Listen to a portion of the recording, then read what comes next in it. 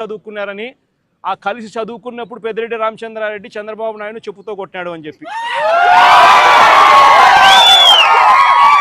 అంతే. పెద్దిరెడ్డి రామచంద్రారెడ్డి చిన్నప్పుడు చేసిన ఆ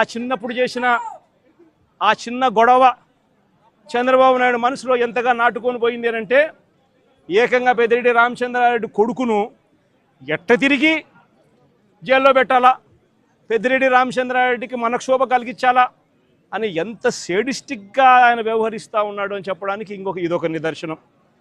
కాలేజీ టైంలలో గొడవలు జరుగుతూ ఉంటాయి, కొట్టుకుంటూ ఉంటారు. పిల్లోళ్ళన్నా కొట్టుకోకుండా ఉంటారా? పిల్లోళ్ళు అన్నప్పుడు చంద్రబాబు నాయుడు ఉడుకు రక్తంలో ఉంటాడు, మా పెద్దిరెడ్డి రామచంద్రారెడ్డి అన్న ఉడుకు రక్తంలోనే ఉండింటాడు, తపానాలు పీకింటాడు. ఏం తప్పేముంది? ఆ టైంలో జరిగింటాయి.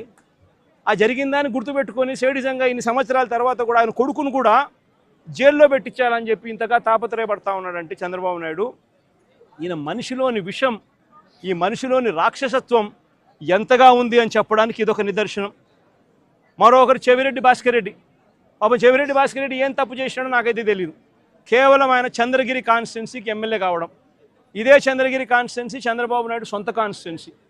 ఇదే చంద్రబాబు నాయుడు సొంత కాన్స్టిట్యున్సీ చంద్రగిరిలో 1983లో 1978లో ఆయన కాంగ్రెస్ పార్టీలో మంత్రిగా ఉండి పోటీ చేసి 17,000తో ఓడిపోయినాడు చంద్రగిరి కాన్స్టిట్యున్సీలో 1983లో. ఆ తర్వాత ఆయన ఓడిపోయి మళ్ళీ వాళ్ళ మామను కాళ్ళు పట్టుకొని గడ్డం పట్టుకొని మళ్ళీ 1989లో తెలుగుదేశం పార్టీలో చేరి అక్కడ రాజ్యమేలి కుప్పం అనే నియోజకవర్గాన్ని, బీసీలు అధికంగా ఉన్న కుప్పం అనే నియోజకవర్గంలోకి వెళ్ళి పోటీ చేస్తూ ఉన్నాడు. ఈ చంద్రగిరి నియోజకవర్గం ఆయన చేతుల్లో నుంచి వెళ్ళిపోయింది అని, ఈ చంద్రగిరి అనే నియోజకవర్గం ఆయన సొంత ఊరుంది కాబట్టి అక్కడ ప్రజలు చంద్రబాబు నాయుడు ఓడించినారు అని బాధ తట్టుకోలేక భాస్కర్ను వేధించి జైల్లో పెట్టించే కార్యక్రమాలు చేస్తూ ఉన్నాడు.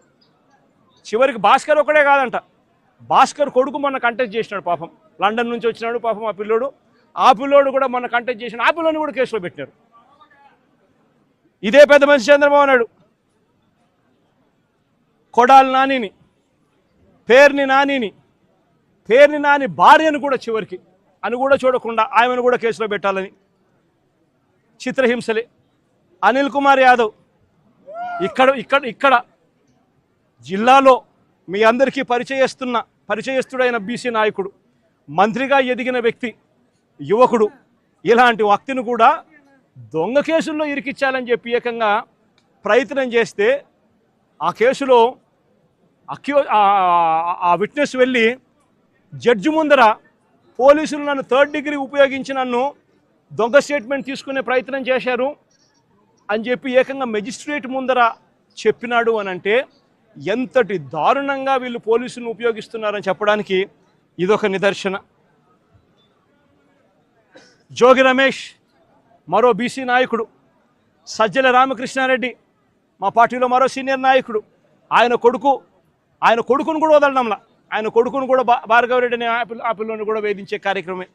వైవి సుబ్బారెడ్డి మరో మా పార్టీకి సంబంధించిన మరో సీనియర్ నాయకుడు, ఆయనను ఒక్కడే కాదు ఆయన కొడుకును కూడా మళ్ళీ తీసుకొచ్చే కార్యక్రమం.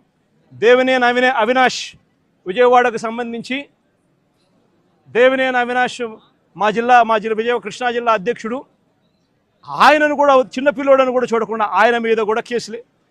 తలసిల రఘురాం, అంబటి రాంబాబు, అంబటి మురళి, విడుదల రజని, దళిత ఎమ్మెల్యే చంద్రశేఖర్, బూచేపల్లె శివప్రసాద్, ఉషశ్రీ చరణ్, తోపదుర్తి ప్రకాష్ రెడ్డి, మాజీ ఎంపీ గోరంట్ల మాధవ్, మేరుగ నాగార్జున్, దాడిశెట్టి రాజా, అబ్బాయి చౌదరి, సుధీర్, సత్తెనపల్లి మన తరఫున పోటీ చేయబోతా ఉన్న క్యాండిడేట్, లేళ్ల అప్పిరెడ్డి, గోపిరెడ్డి శ్రీనివాసరెడ్డి, సిదిరి అప్పలరాజు, మరో బీసీ మంత్రి ఉప్పాల రాము, మన ZP chairman Uppala Harika husband, Mondithoka Arun మన పార్టీకి సంబంధించిన ఎమ్మెల్సీ దళితుడు.